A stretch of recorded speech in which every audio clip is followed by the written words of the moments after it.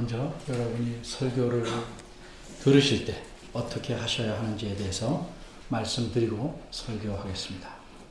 설교는 설교자가 여러분들에게 유익할 것이다 생각하는 것들을 모아서 만들어낸 이야기가 아닙니다. 설교는 하나님 말씀인 성경을 바르게 설명하는 것을 가장 근본적이고 중요한 내용으로 삼습니다. 따라서 여러분께서 설교를 통해서 하나님 말씀을 잘 이해하려면 설교자를 쳐다보는 것보다는 설교자가 지금 성경의 어디를 설명하고 있는지 그 구절을 따라가야 합니다.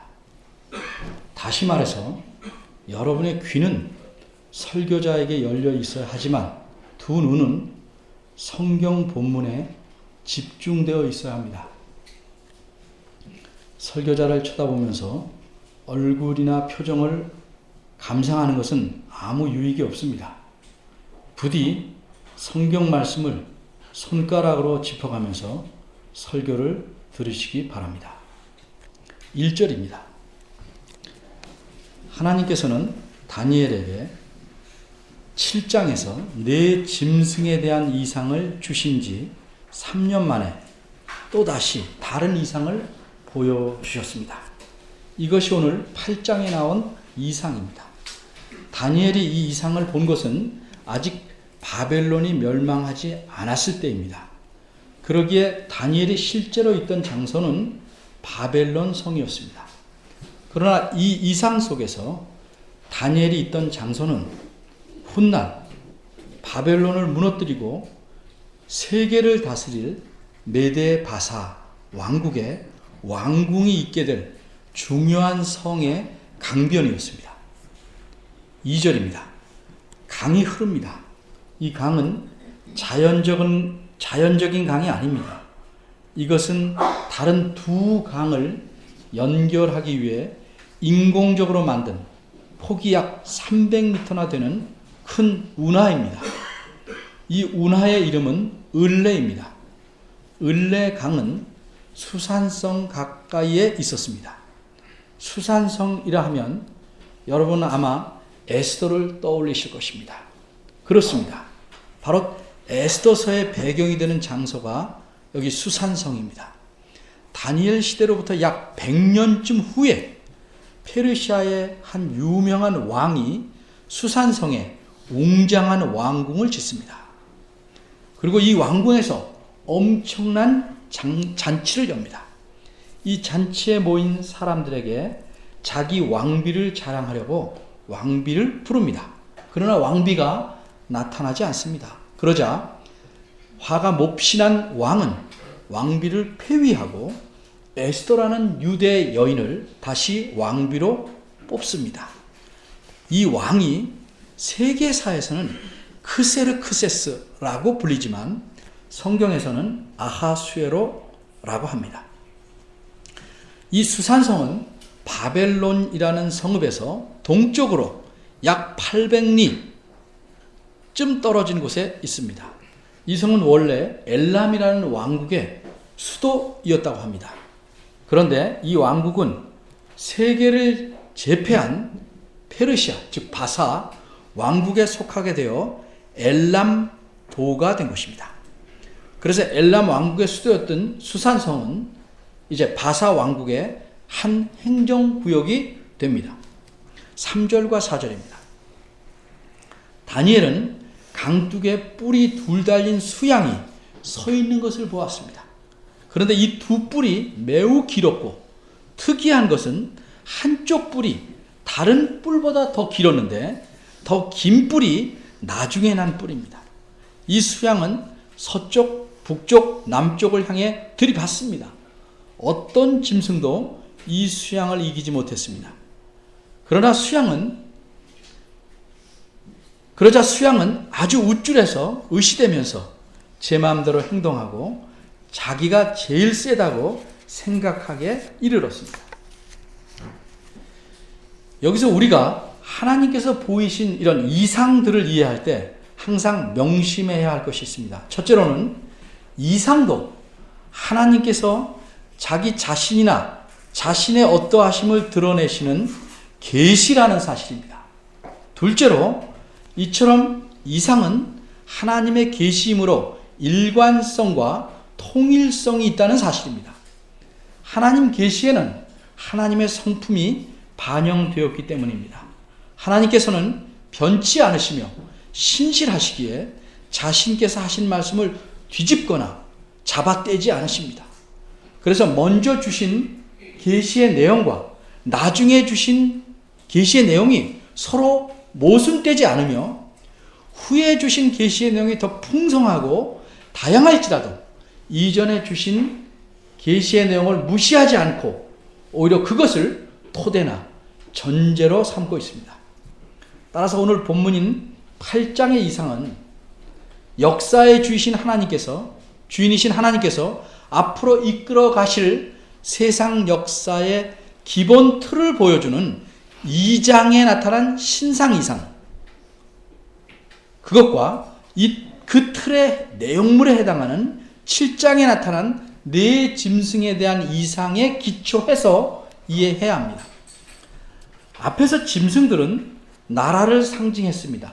따라서 여기서도 수양과 수염소 역시 나라를 상징합니다. 그리고 뿔도 앞에 7장에서와 마찬가지로 나라의 왕을 상징합니다. 따라서 오늘 보면 4절에서 보는 바대로 어떤 짐승도 당해내지 못하는 수양으로 상징되는 것은 어떤 나라입니다. 이 나라는 절대적인 힘을 휘두르는 막강한 나라입니다. 하지만 인간 나라는 제 아무리 강할지라도 쇠약해질 때가 있는 법입니다. 그것이 강할 때에는 천년 만년 계속될 것 같이 보이겠지만 순식간에 무너져 버리기도 하는 것입니다. 개인과 사회는 물론 나라의 흥망성쇠도 온 세상의 주인이신 하나님의 손에 달려 있습니다. 5절에서 8절입니다. 수염소로 상징되는 서쪽에서 온 나라가 이제껏 강성하던 나라를 쳐부시고 절대적인 새로운 강자로 등장합니다. 수염소는 온 땅을 두루다니며 분노하여 강둑에 서 있던 수양에게 가서 그 두 뿔을 꺾어버립니다. 이제껏 당할 자가 없던 수양은 수염새에게 맥없이 짓밟히고 맙니다. 수염소가 이렇게 강해질 때 두 눈 사이에 있던 큰 뿔이 꺾이고 거기서 동서남북으로 4개의 뿔이 다시 솟아납니다. 제가 신학생 때입니다. 한 학생이, 이땐 저 보셔도 됩니다. 한 학생이 수업 시간에 질문합니다. 저희를 가르치던 교수님은 아시는 분은 다 아시겠지만 저희 나라, 우리나라 신학계의 거목이신 박윤선 목사님이셨습니다. 그 학생의 질문은 마태복음 3장 16절과 연관된 것입니다. 그 말씀을 보면 예수님께서 세례를 받고 물에서 올라오실 때 하나님의 성령이 비둘기같이 예수님 위에 임하게 됩니다. 그 학생의 질문은 이것입니다. 어째서 성령께서 비둘기같이 임하셨냐? 그러자 박 목사님께서 빙그레 웃으시더니 이렇게 대답하셨습니다. 그럼 성령께서 돼지같이 임하셨으면 좋겠습니까? 모두 한바탕 웃었습니다. 전혀 웃지 않습니다. 그런데 우리가 이 대답을 어떻게 이해해야 하겠습니까? 비둘기라는 것은 성령님께서 하시는 일의 성격을 상징하는 것입니다.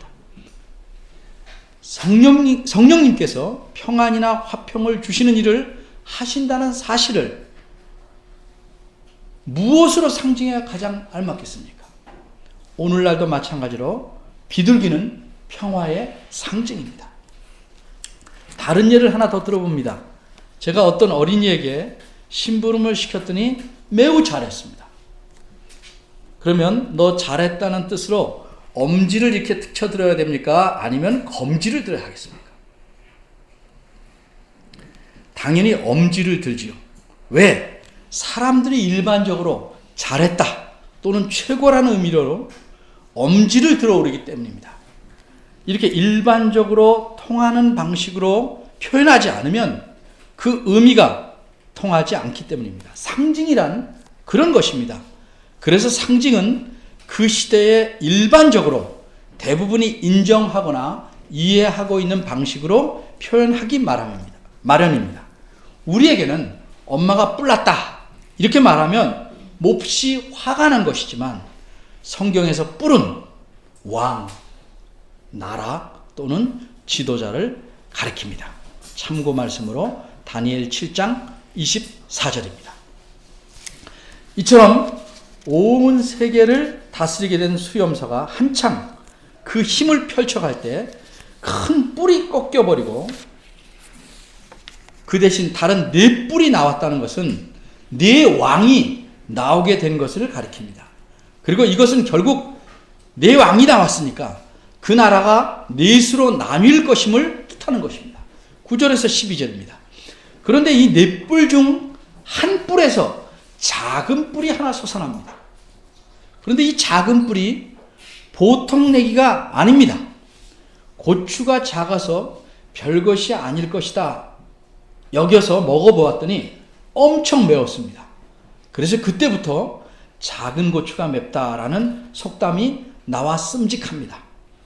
그리고 이 속담이 되니까 겉보기는 적어도 매우 적지만 생각 외로 매우 강한 사람이거나 물건에 두루 쓰이게 되었습니다. 바로 이 작은 뿔이 과연 작은 고추였습니다. 보통 센 놈이 아닙니다. 이것의 힘이 엄청나게 커졌습니다. 9절을 보면 영화로운 땅을 향해서 커지고 10절을 보면 하늘 군대에 미칠 만큼 커지고 11절을 보면 하늘 군대의 주제, 즉 하늘 군대의 왕에게 맞설 만큼 커졌습니다. 나누어진 네 나라 중 한 나라에서 특별히 하나님과 하나님의 백성을 대적하는 왕이 등장한 것입니다. 이렇게 작은 뿔은 간이 커질 대로 커졌습니다. 작은 뿔로 상징된 이 왕은 하나님을 대적합니다. 인간 나라의 일개 왕에 불과한 조그만 존재가 감히 주제 넘겨도 하늘과 땅의 주인이시며 왕이신 위대하신 하나님을 대적합니다. 그러기에 하나님을 대적하는 이 존재가 실상은 인간 나라에서는 가장 강한 왕이라고 분류할 수 있겠지만 이 이상 속에서는 작은 뿔로 묘사되었다고 생각합니다. 하나님을 대적한다는 면에서 7장 8절에 나오는 작은 뿔과 8장의 이 작은 뿔은 근본적으로 똑같은 성격을 갖고 있습니다. 그러나 이 두 작은 뿔은 차이점도 있습니다. 첫째로 7장에서 말한 작은 뿔은 넷째 짐승에 속한 뿔이므로 세상 역사의 끝에, 즉 그리스도께서 재림하시기 전에 나타나서 그리스도를 대적할 존재입니다. 반면에 이 8장의 작은 뿔은 수염소에 속한 뿔이므로 7장에서는 셋째 짐승인 표범과 나란히 놓이는 그 셋째 짐승에 속한 뿔이기에 그리스도께서 이 땅에 처음 오시기 전에 나타날 존재입니다. 둘째로 악한 사람 중에서도 더 악랄하고 잔인한 사람이 있듯이 넷째 짐승이 셋째보다 훨씬 더 현저하게 강하고 무서운 짐승이므로 당연히 7장에서 작은 뿔이 8장의 것보다 훨씬 더 강하고 악합니다. 이처럼 이 두 개의 작은 뿔, 7장의 작은 뿔과 8장의 작은 뿔은 도형에 비유하자면 일종의 닮은 꼴인데 8장의 것이 소형이고 7장의 것은 초대형인 셈입니다. 이 8장의 작은 뿔은 온갖 악하고 불경스러운 일들을 행할 것입니다. 하나님 백성을 짓밟고 하나님께 드리는 제사와 그 성소를 헐어버릴 것입니다. 그러나 이 모든 일들은 하나님께서 예전에 느부갓네살에게 성전의 기구 얼마를 붙이셨던 것처럼 허용하셨기에 일어날 것입니다. 이렇게 하나님께서 작은 뿔로 하여금 제 마음대로 날뛰도록 허용하신 것은 하나님께서 뜻하신 바를 이루시기 위함인 것입니다. 그때까지만 한정적으로 작은 뿔의 난동을 하나님께서는 허용하시는 것입니다. 13절과 14절입니다. 그 정한 때까지의 한정적 기간은 2300주야입니다. 2300주야가 무엇이냐? 여기에 대해서는 크게 두 가지의 견해가 있습니다. 첫째로 주야를 하루를 뜻하는 관용적인 말로 이해해서 2300일, 약 6년 4개월의 기간으로 보는 견해입니다. 둘째로 주야니까 낮과 밤을 합하여 2300이 된 것으로 계산해서 실제는 1150일, 즉 약 3년 2개월의 기간으로 보는 견해가 있습니다. 학자들은 앞의 견해를 취할 경우에, 즉 6년 넘는 기간을 볼 경우에 그것은 주전 171에서 164년까지고 뒤의 견해를 취할 경우에는 주전 167에서 164년까지로 봅니다. 그리고 14절에서 말한 대로 짓밟힌 성소가 정결케 되고 제사를 다시 드릴 수 있게 된 해는 주전 164년이기 때문입니다. 둘 중에 어떤 견해를 취하든지 학자들 간에 만장일치를 이루는 견해가 있는데 그것은 이 작은 뿔로 상징된 왕이 누구인가에 대한 견해입니다. 이 작은 뿔이 누군가 본격적으로 생각하기 전에 오늘 본문의 후반부인 15절부터 살펴보기로 합니다. 먼저 15절에서 18절입니다. 다니엘은 자신이 지금까지 본 이상의 뜻을 알기를 원했습니다. 그러나 자신의 지혜와 능력으로는 알 수가 없었습니다. 이 앞에 2장에서 느부갓네살 왕이 꾼 꿈과 그 해석을 알아서 세상 역사의 큰 흐름과 방향은 이미 다니엘이 알고 있었지만 그 역사의 자세한 내용까지는 알 수가 없었습니다. 역사는 하나님께서 이끌어 가시는 것이므로 역사의 앞날은 오직 하나님만이 알려주실 수 있는 것입니다. 이렇게 자신이 본 이상의 의미를 알아보려고 고심할 때 강둑 사이에서 사람의 목소리가 들립니다. 강둑 사이에는 다리가 있는 것이 아니고 강물이 흘러갑니다.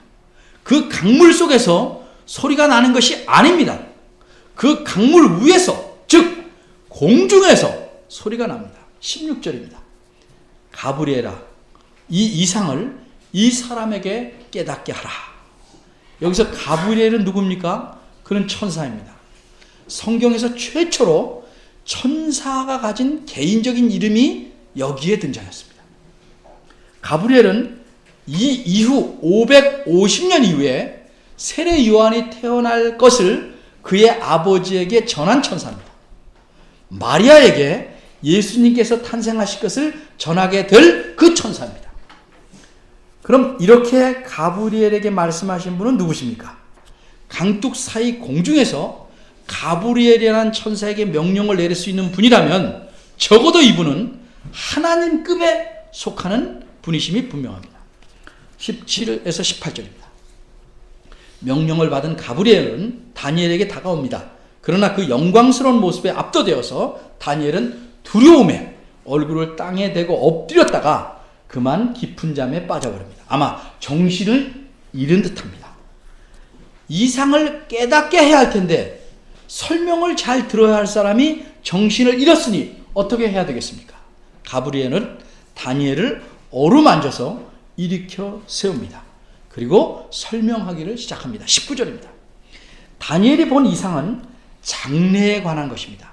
다니엘이 이 이상을 받을 때 하나님의 백성이 유다 민족은 그들의 배역과 죄악 때문에 하나님의 진노를 받아서 이미 수십 년 동안 바벨론의 포로로 잡혀와 있었습니다. 그러나 죄악에 대한 하나님 백성의 끊임없는 집착 때문에 하나님께서는 또다시 그들에게 진노하시게 될 것입니다. 이때는 구약 시대가 끝날 즈음이며 만일 이때에 하나님께서 그들의 죄악대로 진노하신다면 그들은 당연히 멸망하고 말 것이지만 자비를 베푸셔서 하나님께서는 진노의 기간을 정해 놓으셨던 것입니다. 따라서 이 8장의 이상은 이 정한 기간에, 진노의 정한 기간에 있을 일에 대해 다니엘에게 알려주신 것입니다. 이 이상에서 초점은 하나님 백성에게 해악을 크게 끼칠 작은 뿔에게 맞춰져 있습니다. 하나님의 진노는 이 작은 뿔이 자기 마음대로 하나님 백성에게 악을 행하도록 내버려 두심으로써 표현될 것이기 때문입니다. 그러나 이 작은 뿔은 400년 이후에나 나타날 왕입니다. 다니엘 시대보다 400년 이후에나 나타날 것입니다. 따라서 작은 뿔이 등장할 때까지 역사가 어떻게 진행될지 그것까지 하나님께서 알려주십니다.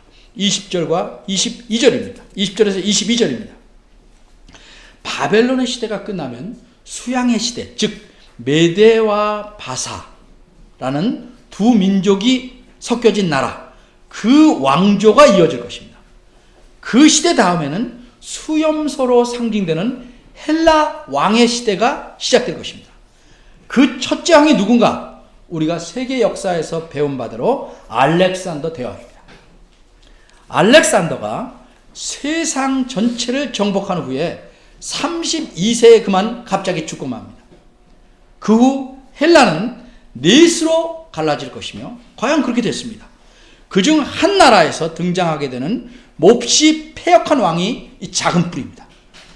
이 작은 뿔이 어떤 인물이고 어떤 일을 할지에 대해서는 23절에서 25절까지 설명합니다. 작은 뿔은 자기가 하고픈 대로 하나님의 백성을 괴롭힙니다. 그는 조금이라도 하나님의 뜻을 염두에 두고 하나님의 백성을 핍박하는 것이 아닙니다. 그러나 하나님께서는 자신이 의도하신 바를 인간의 악행을 통해서도 이루십니다. 이 경우에 인간은 자기 의지로 악을 행하는 것이기에 그 책임은 전적으로 인간에게 있습니다.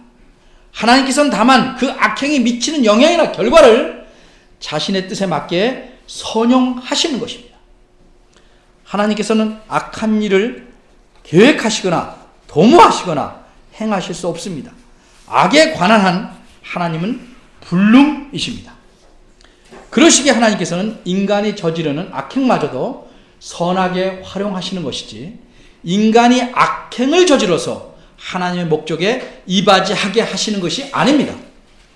작은 뿔의 악은 온 세상의 왕이신 하나님을 대적함으로써 그 절정에 이릅니다. 그러나 하나님께서 이런 악한 놈을 그냥 내버려 두실 리 없으십니다. 마침내 작은 뿔은 멸망에 이르게 될 것입니다. 25절 끝부분에 그가 사람의 손을 말미암지 않고 깨어지리라. 그것이 바로 그런 의미입니다. 그럼 이 작은 뿔은 누군가? 작은 뿔의 정체에 대해서 마지막으로 생각해 봅니다. 알렉산더 대왕이 이룩한 헬라 왕국이 분열되어 넷으로 나누게 됩니다.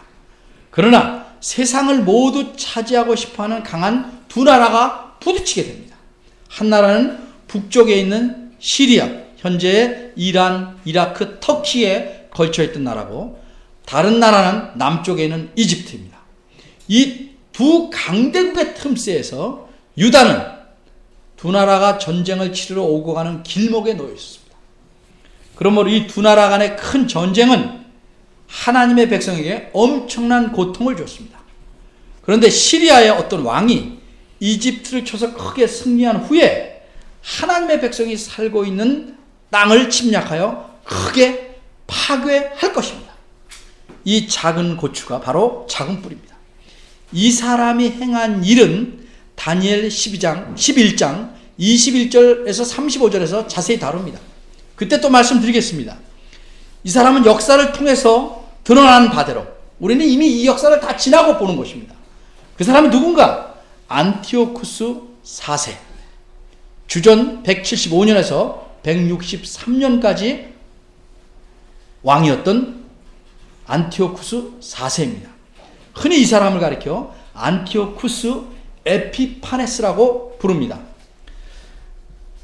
이는 그가 지극히 교만하여 자신을 마치 신처럼 높여서 에피파네스라고 칭했기 때문입니다.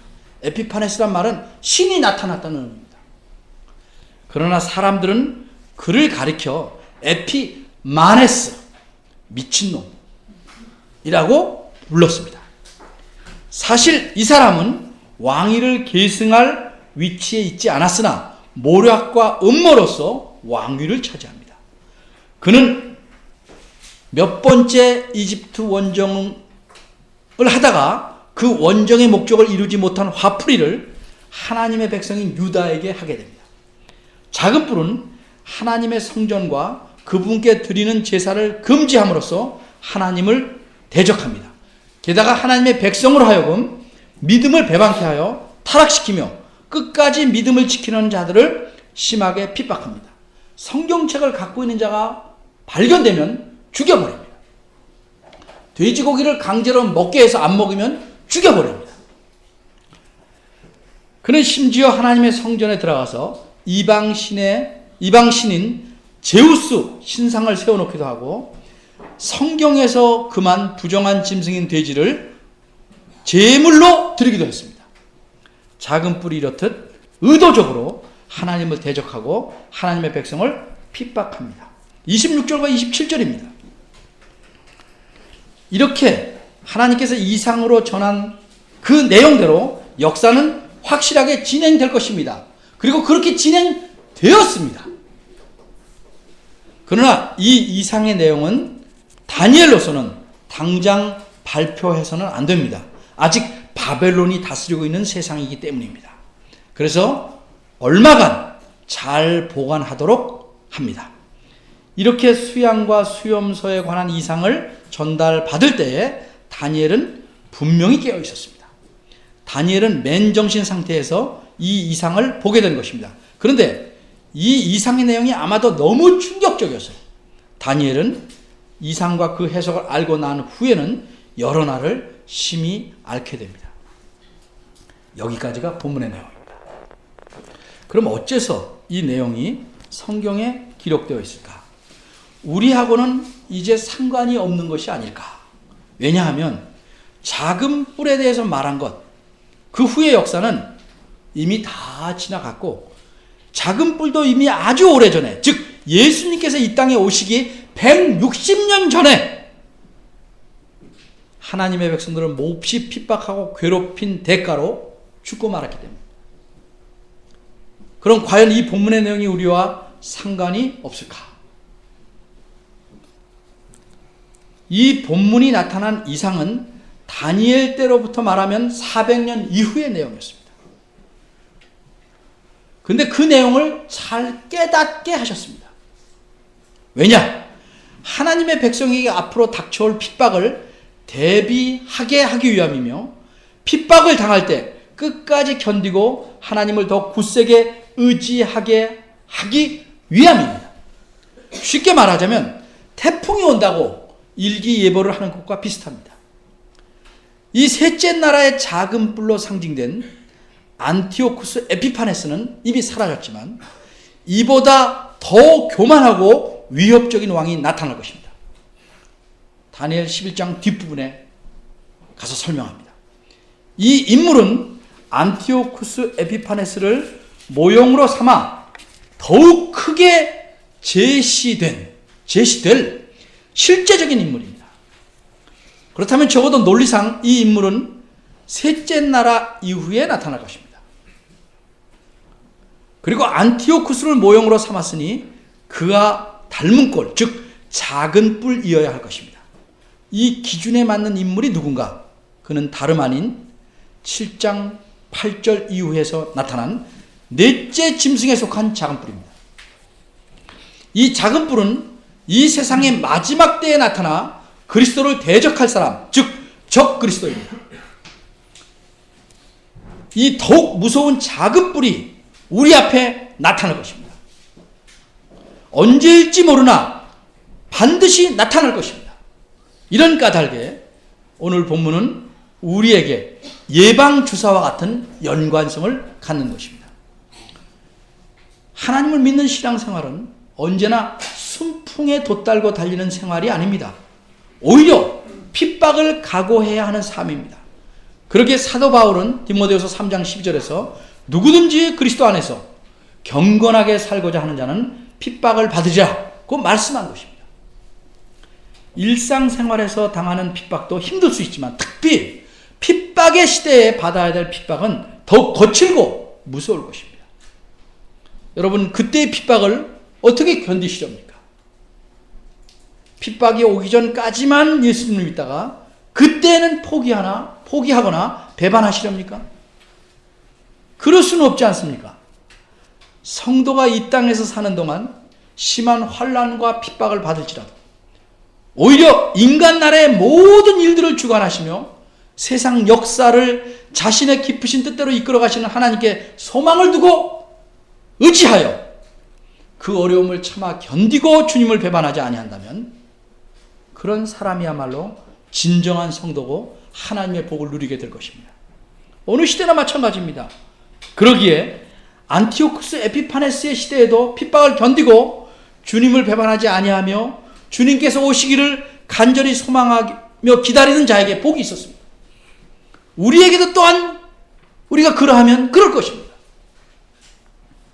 하나님은 핍박 가운데서도 하나님을 진정으로 의지하는 자를 지키시며 보호하시기 때문입니다. 기도하겠습니다.